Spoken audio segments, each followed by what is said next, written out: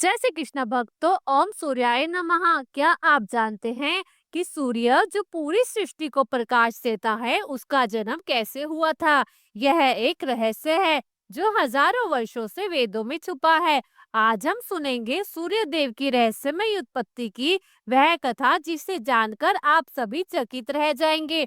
आज की कथा अत्यंत ज्ञानवर्धक और प्रेरणादायक है।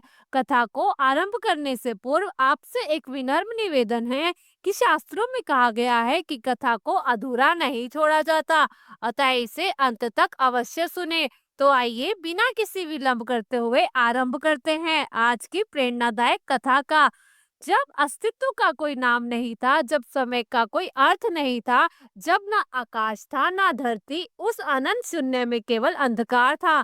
गहरा अथाह भेदी अंधकार। यह वह काल था जब स्वयं ब्रह्मांड भी अपने आदि रूप में अव्यक्त और अदृश्य अवस्था में विचरण कर रहा था। उस महाशून्य में एक दिन अचानक संपदन हुआ और अनंत शक्ति का आविर्भाव हुआ। और परंपरा के अनुसार ब्रह्मा स्वयं अपने स्वरूप में प्रकट हुए।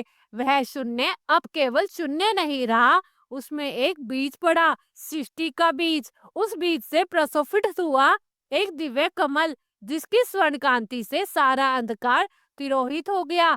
उस कमल के मध्य विराजमान हुए कमल योनि ब्रह्मा, जो सृष्टि के आदि और स्वयं के चारों ओर अंधकार से घिरा हुआ देखकर ब्रह्मा जी विचलित हुए।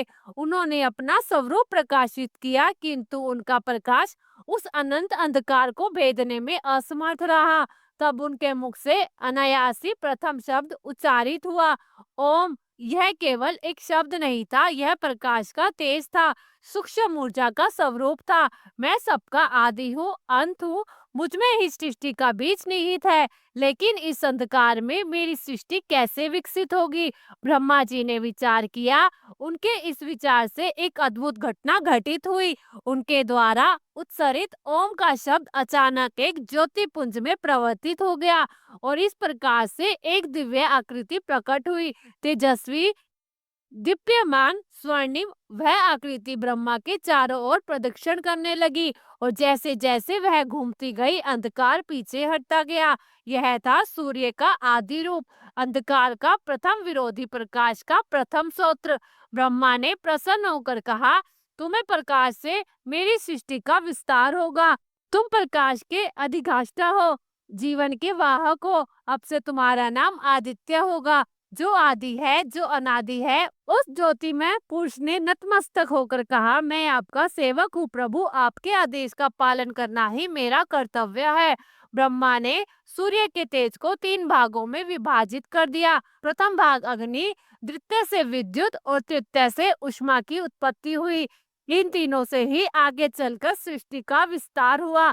सूर्य के प्रकाश से प्रकाशित होकर ब्रह्मा ने सृष्टि की रचना आरंभ की। इस प्रकार अंधकार के गर्भ से प्रकाश का जन्म हुआ, जिसे हम आज सूर्य के रूप में जानते हैं। जैसे जैसे सृष्टि का विस्तार होता गया, ब्रह्मा के मानस पुत्र मरीचि का जन्म हुआ। मरीचि के पुत्र थे महर्षि कश्यप, जिनका तप और तेज आदित्य था। कश्यप का विवाह प्रजापति दक्ष की 13 कन्याओं से हुआ, जिसमें अदिति और दिति प्रमुख थे। अदिति देव माता कहलाई और दिति असुर माता। एक बार की बात है, जब देवताओं और असुरों के बीच भयंकर युद्ध हुआ। इस युद्ध में असुरों ने देवताओं को परास्त कर दिया और उन्हें स्वर्ग से निष्कासित कर दिया। देवताओं की इस दुर्दशा को देखकर अदिति का हृदय व्यथित हो उठा। उन्होंने अपने पति महर्षि कश्यप से कहा, स्वामी, हमारे पुत्र देवता है, अब अनाथों की भांति इधर उधर भटक रहे हैं, उन्हें उनका अधिकार दिलाने के लिए कुछ तो कीजिए। कश्यप बोले, देवी, इसका केवल एक ही उपाय है कि तुम्हें कठोर तपस्या करनी होगी। यदि परमात्मा प्रसन्न हुए तो वो निश्चित ही हमारे पुत्रों की सहायता करेंगे। अदिति ने भगवान विष्णु की आराधना आरंभ की। वे निराहार रहकर एक पैर पर खड़ी होकर दिन रात श्री हरि का ध्यान करने लगी। उनकी अखंड तपस्या से प्रसन्न होकर एक दिन भगवान विष्णु प्रकट हुए। माता अदिति, तुम्हारी तपस्या से मैं अत्यंत प्रसन्न हूँ, वरदान मांगो। श्री विष्णु ने कहा। अदिति ने अत्यंत निर्ममता से कहा, प्रभु, मेरे पुत्रों को उनका स्वर्गलोक वापस दिलाइए, उन्हें पुनः उनका अधिकार प्राप्त हो। विष्णु मुस्कुराए और बोले, देवी, मैं स्वयं तुम्हारे पुत्र के रूप में अवतार लूंगा और असुरों का विनाश करूंगा, तुम निश्चिंत रहो। अदिति के कृतज्ञता के साथ भगवान को प्रणाम किया और अपने आश्रम लौट आई। कुछ समय के पश्चात उन्होंने गर्भ धारण किया। वह गर्भकाल अत्यंत दिव्य और अद्भुत था। पूरा आश्रम तेजस्वी प्रकाश से आलोकित रहता, मानो स्वयं सूर्य देव धरती पर उतर आए हों। परंतु जैसे जैसे समय बीतता गया, गर्भ में स्थित शिशु का तेज इतना तीव्र होता गया कि अदिति के लिए उसे धारण करना कठिन हो गया। उसका शरीर उस अलौकिक तेज को सहन नहीं कर पा रहा था। पीड़ा से व्याकुल होकर अदिति ने अपने पति कश्यप से कहा, स्वामी, मेरे गर्भ में स्थित शिशु का तेज मेरे शरीर को जला रहा है, यह मुझसे सहन नहीं हो रहा। कश्यप ने समाधि में स्थित होकर दिव्य दृष्टि से देखा और उन्हें सत्य का भान हुआ। उन्होंने कहा, देवी, तुम्हारे गर्भ में स्वयं तेज विराजमान है। यह ब्रह्मा जी द्वारा उत्पन्न आदि सूर्य का अंश है, जो अब मानवीय रूप में जन्म लेने जा रहा है। यह सुनकर अदिति और भी अधिक चिंतित हो उठी। कश्यप ने उसे धैर्य बांधते हुए कहा, मैं अपनी मंत्र शक्ति द्वारा तुम्हारे गर्भ के तेज को कम कर देता हूँ, जिससे तुम्हें कुछ शांति प्राप्त हो सके। कश्यप ने मंत्रोच्चारण किया और अपनी योग शक्ति से अदिति के गर्भ को दो भागों में विभाजित कर दिया। एक भाग में शिशु रहा और दूसरे भाग में उसकी अधिकतम तेजस्विता। समय आने पर अदिति ने एक अत्यंत तेजस्वी पुत्र को जन्म दिया, जिसका संपूर्ण शरीर स्वर्ण में आभा से चमक रहा था। उसके जन्म लेते ही चारों दिशाओं में दिव्य प्रकाश फैल गया। आकाश में देव धुमिया बज उठी। देवताओं ने पुष्प वर्षा की, किंतु उसी क्षण एक बड़ी विलक्षण घटना घटी। जब बालक अदिति के गर्भ से बाहर आया, तब गर्भ का आधा भाग अभी भी भीतर रह गया था, जिसमें बालक का शेष तेज समाहित था।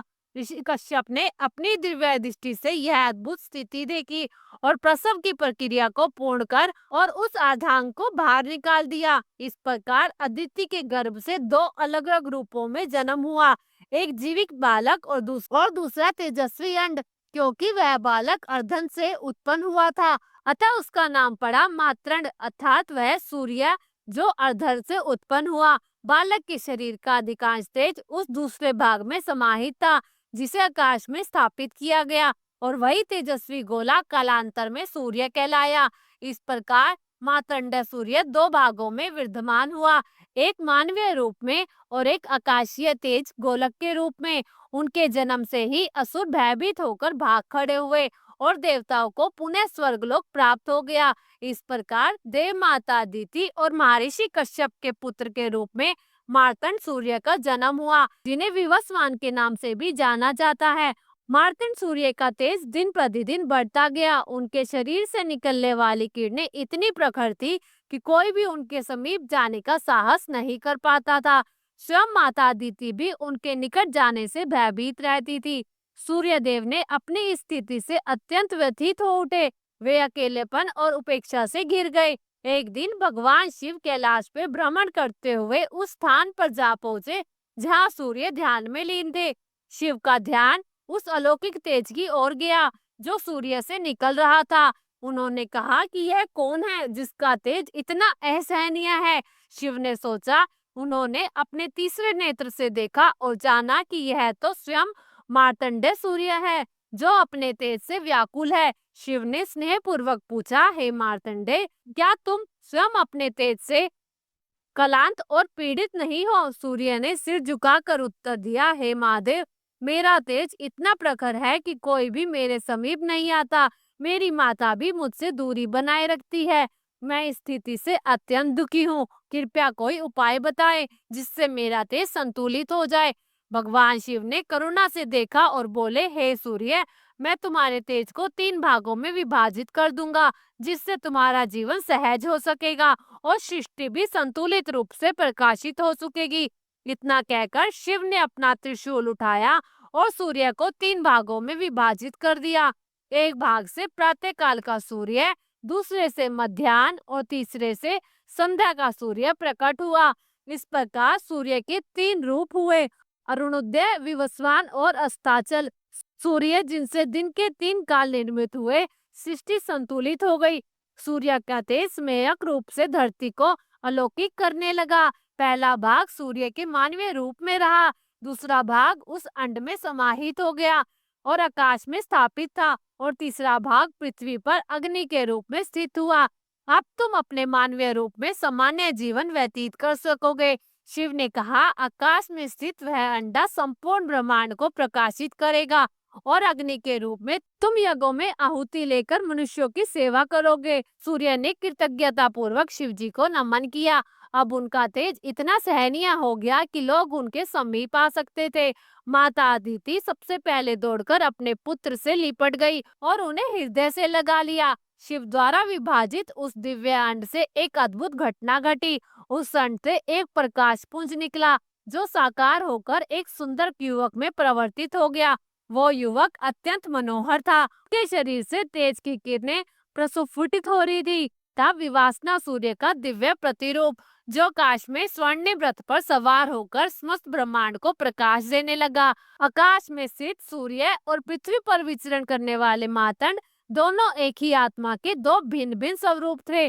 मार्तंड सूर्य अब सामान्य जीवन जीने लगे, जबकि आकाशीय सूर्य अपने रथ पर सवार होकर प्रतिदिन पूर्व से पश्चिम की यात्रा करने लगे, जिससे दिन और रात के चक्र का आरंभ हुआ। यह विभाजन सूर्य की उत्पत्ति का एक अद्भुत और रहस्यमय पक्ष था, जिससे उनका अस्तित्व दिव्य और मानवीय दोनों रूपों में अभिव्यक्त हो गया। अब सूर्य युवावस्था में पहुंच गए। देवी अदिति और ऋषि कश्यप उनके विवाह को लेकर चिंतित हो उठे। उसी समय त्रिलोक में प्रसिद्ध देवी संज्ञा, देवी देव शिल्प विश्वकर्मा की पुत्री, अपने तेज और सौंदर्य के लिए जानी जाती थी। एक दिन देवर्षि नारद विश्वकर्मा के भवन पहुंचे। विश्वकर्मा ने उनका आदर पूर्वक सत्कार किया और पूछा, हे देवर्षि, आपके आगमन का उद्देश्य जानना मेरे लिए सौभाग्य की बात होगी। नारद मुस्कुराए और बोले, मैं एक विशेष प्रस्ताव लेकर आया हूँ। देव माता अदिति और महर्षि कश्यप के पुत्र सूर्य देव के लिए आपकी पुत्री संज्ञा का हाथ मांगने आया हूँ। विश्वकर्मा के मन में थोड़ी द्विधा उत्पन्न हुई। वे जानते थे कि सूर्य का तेज अत्यंत प्रबल है, भले ही अब वह विभाजित हो चुका है। क्या उनकी पुत्री वह तेज सहन कर पाएगी? परंतु सूर्य से संबंध एक गौरव की बात थी। उन्होंने संज्ञा को बुलाकर प्रस्ताव रखा। संज्ञा ने सूर्य के विषय में बहुत सुना था और सहर्ष विवाह के लिए सहमत हो गई। शुभ मुहूर्त में सूर्य और संज्ञा का विवाह संपन्न हुआ। देवताओं ने आकाश से पुष्प वर्षा की, इंद्र ने स्वागत की व्यवस्था की, अग्निदेव ने वेदी सजाई, मरुदगण पवन का संचालन कर रहे थे और अप्सराएं नृत्य कर रही थी। विवाह के बाद संज्ञा सूर्य के साथ अपने नवग्रह पहुंची। सूर्य ने उसे प्रेम पूर्वक अपनाया और उसका हर प्रकार से ध्यान रखा।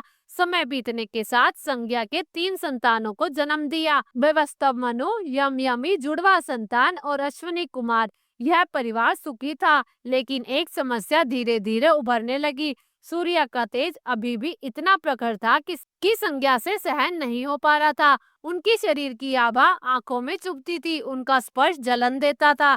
वह भीतर ही भीतर क्षीण होती जा रही थी, परंतु अपने प्रेमवश उसने कभी कोई शिकायत नहीं की। अंततः एक दिन उसने निर्णय लिया कि मैं अपने स्थान पर अपनी छाया को रखकर तपस्या करने जाऊंगी, जिससे मैं सूर्य के तेज को सहन करने योग्य बन सकूं। अपनी छाया को आदेश दिया, तुम मेरे स्थान पर रहो, मेरे बच्चों की देखभाल करो और सूर्य देव को मेरी अनुपस्थिति का आभास न होने देना। छाया ने आज्ञा का पालन किया। संज्ञा पिता के घर गई और वहां से एक दिन उत्तर दिशा की ओर वन में चली गई, जहाँ उसने घोड़ी का रूप धारण करके तपस्या आरंभ की। इधर छाया सूर्य के साथ रहने लगी। प्रारंभ में तो सब ठीक रहा, किंतु धीरे धीरे छाया का व्यवहार बदलने लगा। उसने व्यवस्थित मनु, यम और यमी के साथ रूखा व्यवहार करना शुरू कर दिया और अपने 2 पुत्र स्वर्णी मनु और शनि के साथ अधिक प्रेम और विशेष अधिकार देने लगी। यम के साथ तो वह कठोरता की सारी सीमाएं लांघ गई थी। एक दिन क्रोधित यम ने छाया को पैर से झटका दे दिया, जिससे क्रोधित होकर छाया ने उसे श्राप दे दिया कि तुम्हारा पैर सड़ जाएगा। यह सुन यम भयभीत हो गए और सूर्य के पास पहुंचकर बोले, पिताश्री, मैंने माता का अपमान नहीं किया था, फिर भी उन्होंने मुझे ऐसा भयंकर श्राप दे दिया। क्या माता अपने पुत्र को ऐसा श्राप देती है? सूर्य चिंतित हुए और उन्होंने अपनी दिव्य दृष्टि से संपूर्ण ब्रह्मांड का अवलोकन किया। उन्हें सच्चाई का पता चल गया। वे छाया के पास आए और उनसे सत्य पूछने लगे। भयभीत छाया ने सारी बात स्वीकार कर ली। संज्ञा की पीड़ा, उसका वनगमन और छाया के रूप में स्वयं के रहने की बात सुन सूर्य यम को सांत्वना देते हुए बोले, पुत्र, तुम्हारा पैर नहीं सड़ेगा, किंतु उसमें कीड़े पड़ेंगे और उसी से मानव जाति उत्पन्न होगी। तुम मृत्यु के देवता बनोगे और जीवों का न्याय करोगे। फिर सूर्य संज्ञा की खोज में चल पड़े।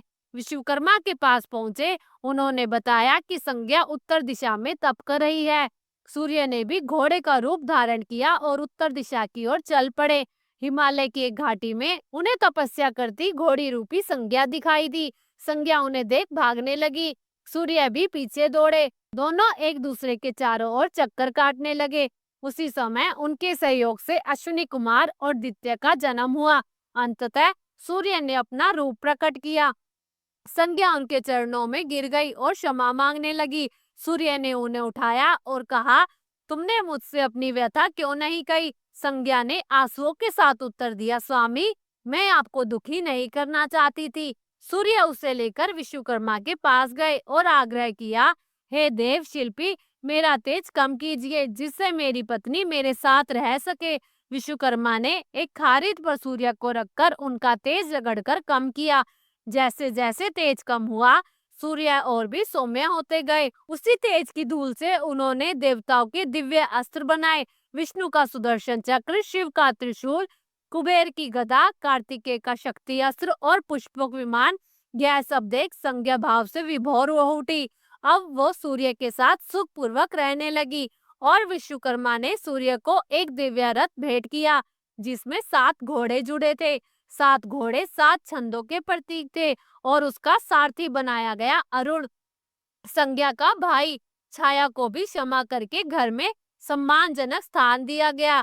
यम धर्मराज बने। व्यवस्थ मनु पृथ्वी पर मानव सभ्यता की नींव रखी। अश्विनी कुमार देवताओं के वैद्य बने।